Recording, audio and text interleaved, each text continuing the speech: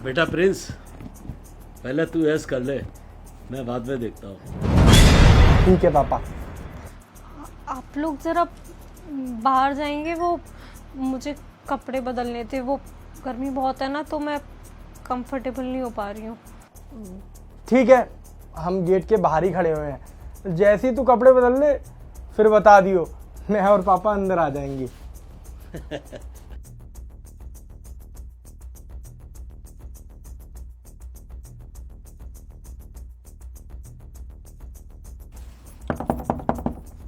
हो गया चेंज, आ जाऊं मैं?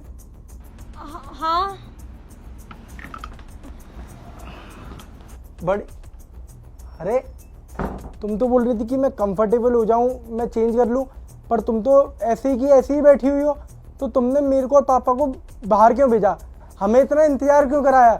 मेरे को और पापा को ना इंतजार करने की बिल्कुल भी आदत नहीं है। तो ये सारी चीज़ें तुम करना छोड़ दो। अगर चेंज नहीं करना था तो तुमने मेरे को और मेरे पापा को बाहर क्यों भेजा? प्रिंस, वो मुझे समझ नहीं आ रहा था क्या हो रहा था।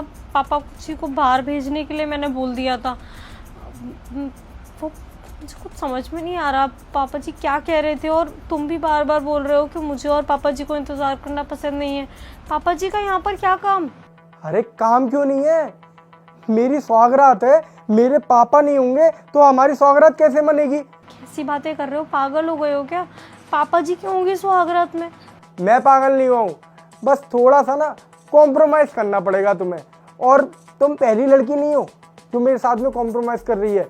अभी तक ना 10 लड़कियां ऑलरेडी मेरे और मेरे पापा के साथ में कॉम्प्रोमाइज़ कर चुकी हैं।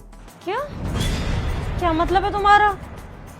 मतलब सिंपल सा है कि मैं जिन भी लड़कियों से शादी करता हूँ ना, उन लड़कियों को मेरे साथ साथ ना मेरे पापा के साथ भी इंजॉयमेंट करना पड़ता है, क्योंकि मेरे पापा ना अकेले हैं बेचारे। अब वो कहाँ जाएंगे एंजॉयमेंट के लिए? और शुरू से उन्होंने मेरा इतना ख्याल रखा है, मुझे इतना बड़ा किया है, तो उनकी तो सारी ख्वाहिशें पूरी करना मेरा कर्तव्य है ना, तो वही कर रहा हूँ।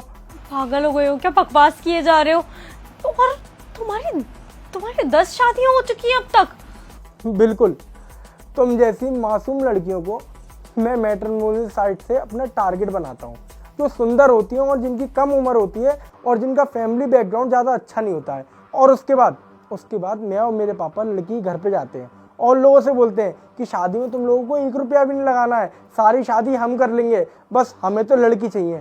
और जैसे ही मेरी शादी हो जाती है तो सौगात वाले दिन मैं और मेरे पापा आराम से एंजॉय करते हैं, और 7-8 दिन हम लोग एंजॉय करने के बाद या फिर तो लड़की को मार देते हैं। और लड़की अगर हमारे फेवर में रही और लड़की ने बोला कि मैं किसी को कुछ नहीं बताऊंगी, तो मैं उसे राजी राजी खुशी खुशी डिवोर्स दे देता हूँ, जिससे कि उसकी भी आगे की ज़िंदगी सही चलती है और हम दोनों पे कोई बात भी नहीं आती है।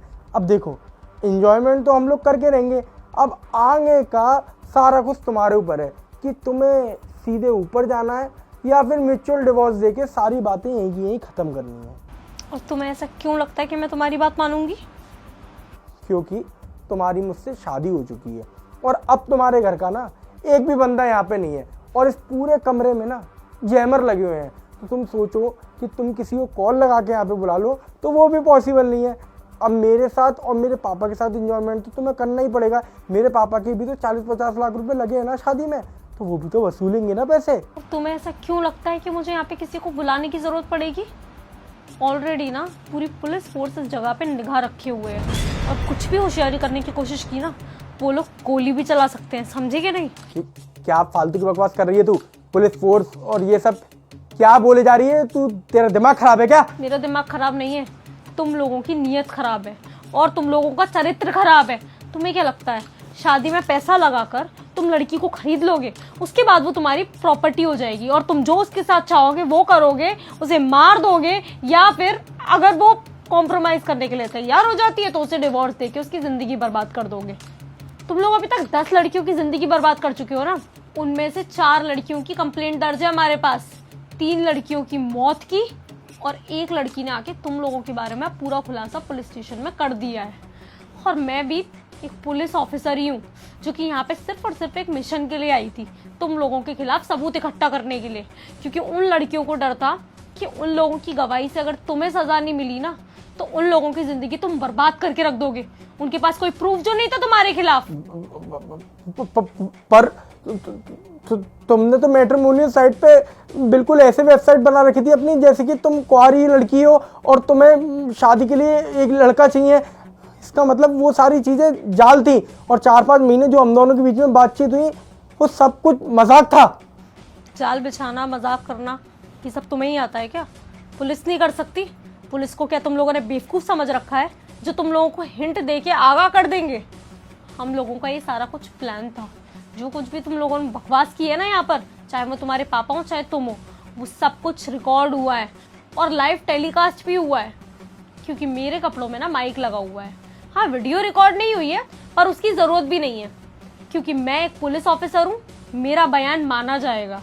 और चारों तरफ से पुलिस ऑफिसर्स ने तुम्हारे पूरे घर को घेर के रखा हुआ है, तो उन लोगों को भी अच्छे से पता है कि ये सारी की सारी रिकॉर्डिंग्स तुम लोगों की हैं, समझे? तेरी फालतू की बकवास में ना मैं आने वाला नहीं हूँ। रुक, मैं अभी पापा को बुलाता हूँ। पापा, पापा, पापा, अंदर आइए। नहीं आएंगे, नहीं सुनेंगे। अब तक तो कांस्टेबल उठा ले गए होंगे तेरे बाप को और तुझे भी लेकर जाएंगे। अब बंदूक की नोक पे जाएगा या इज्जत से बाहर चलेगा, इतना बता दे। मैडम, मेरे पापा को कुछ मत करिए और मेरे को भी छोड़ दीजिए। देखिए, मैंने माना कि हम लोगों से गलती हुई है पर आज के बाद ना ये गलती कभी दोबारा नहीं दोहरेगी। अपराध है ये, और सिर्फ एक अपराध नहीं किया है तुम लोगों ने, तुम्हारे ऊपर ना मल्टीपल धाराएं लगेंगी। तुम लोगों को तो मैं थाने में बताऊंगी। तुम लोगों का केस इतना स्ट्रांग बनेगा ना, अब तुम जिंदगी भर जेल से बाहर नहीं आ पाओगे। और पूरी कोशिश करूंगी कि तुम दोनों बाप बेटे को ना फांसी दी जाए। चल निकल यहाँ से बाहर, चल।